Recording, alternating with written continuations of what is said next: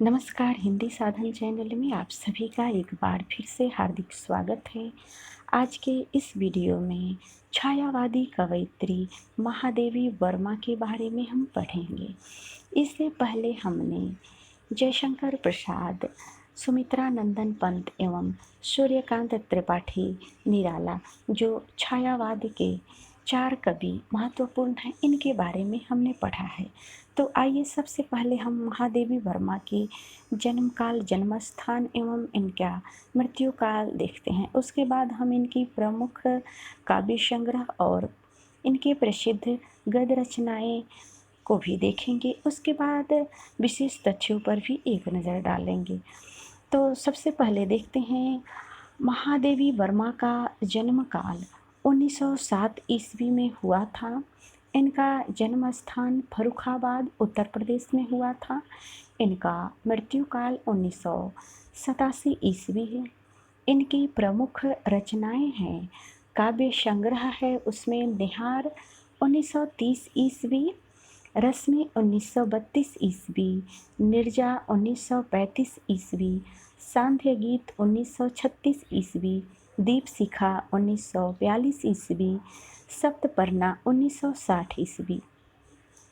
इनकी प्रसिद्ध गद्य रचनाएं हैं स्मृति की रेखाएं, पथ के साथी, श्रृंखला की कड़ियाँ, अतीत के चलचित्र। अब इनके समेकित काव्य संग्रह है यामा 1940 ईस्वी। इसमें निहार, रश्मि, निर्जा और सांध्य गीत रचनाओं में संग्रहित सभी गीतों को समेकित कर एक जगह संकलित कर दिया गया है। अब हम देखेंगे महादेवी वर्मा को कौन कौन से पुरस्कार मिला था। इन्हें यामा रचना के लिए 1982 ईस्वी में भारतीय ज्ञानपीठ पुरस्कार एवं मंगला प्रसाद पारितोषिक प्राप्त हुआ था। निर्जा रचना के लिए शेक्सपियर पुरस्कार इन्हें मिला था। अब कवयित्री के बारे में विशेष तथ्यों को हम जान लेते हैं। ये आरंभ में ब्रज भाषा में कविता लिखती थी, बाद में खड़ी बोली में लिखने लगी एवं जल्दी ही इस क्षेत्र में प्रसिद्धि प्राप्त कर ली।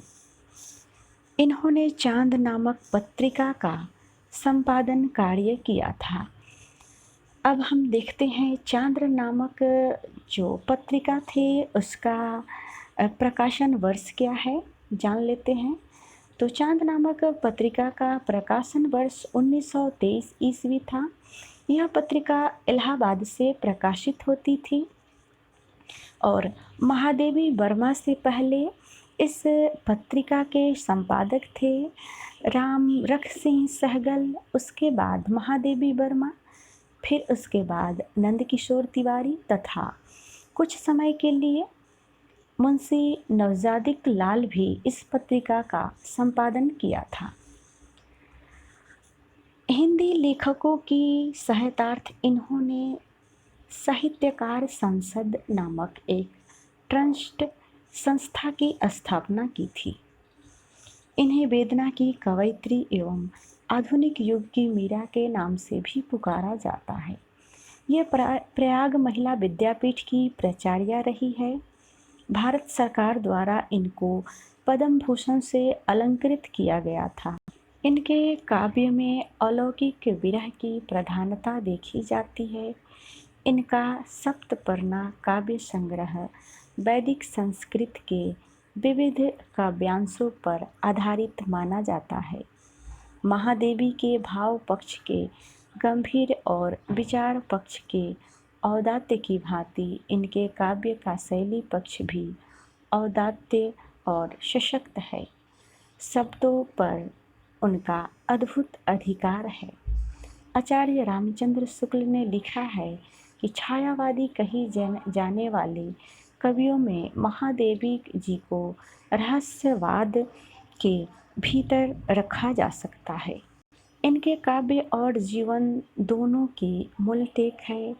खीर का प्रिय आज पिंजर खोल दे, हो उठी चंचू छूकर, तीलिया भी बेनो सस्वर, कंदने स्पंदित व्यथा से सिहरता जर मौन पिंजर। इनके द्वारा रचित गीतों कविताओं की कुल संख्या 236 मानी जाती है। इनको धार्मिक ग्रंथों का ज्ञान अपनी धर्मपरायण माता हेमरानी देवी से प्राप्त हुआ था। 11 वर्ष की अल्प आयु में इनका विवाह डॉक्टर रूपनारायण वर्मा के साथ हुआ था।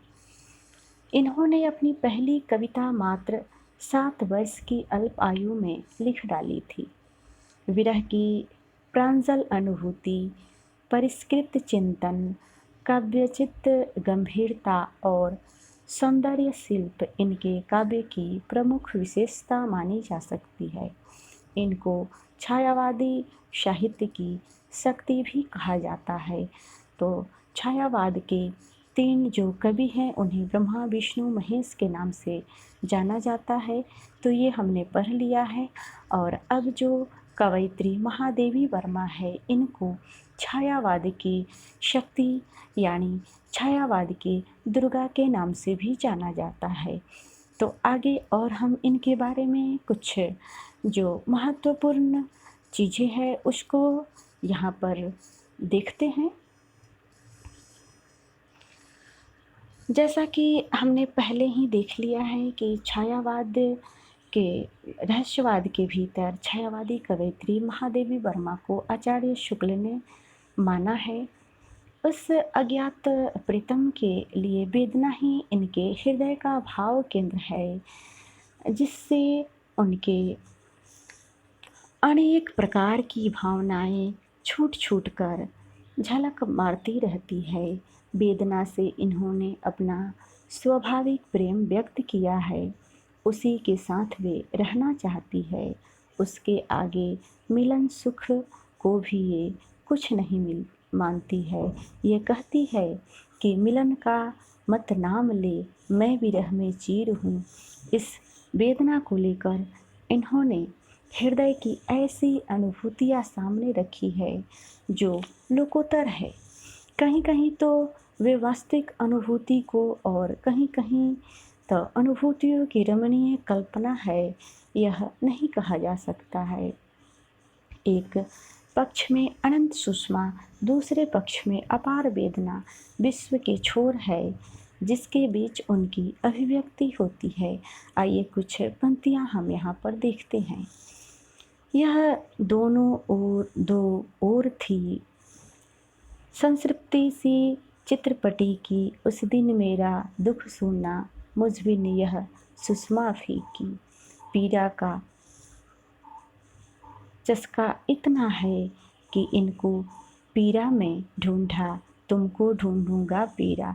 इनको पीड़ा की ऐसी चस्का थी कि ये कहती है, अगली इनकी पंक्ति है, तुझको पीड़ा में ढूंढा, तुझको ढूंढेगी पीड़ा।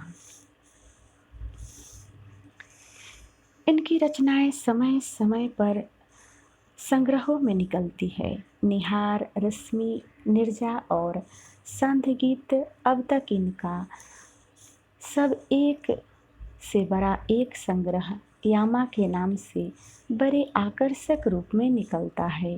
गीत लिखने में जैसी सफलता महादेवी जी को हुई वैसी और किसी को नहीं। न तो भाषा का ऐसा स्निग्ध और प्रांजल प्रवाह और कहीं मिलता है, न हृदय की ऐसी भाव भंगिमा जगह जगह ऐसी ढली हुई है और अनूठी व्यंजना से भरी हुई पदावली मिलती है कि हृदय खिल उठता है। तो आज के इस वीडियो में हमने महाकवयित्री महादेवी वर्मा के बारे में महत्वपूर्ण जानकारियों को प्राप्त किया है। अगले वीडियो में मिलते हैं, तब तक वीडियो देखने के लिए सभी को बहुत बहुत धन्यवाद।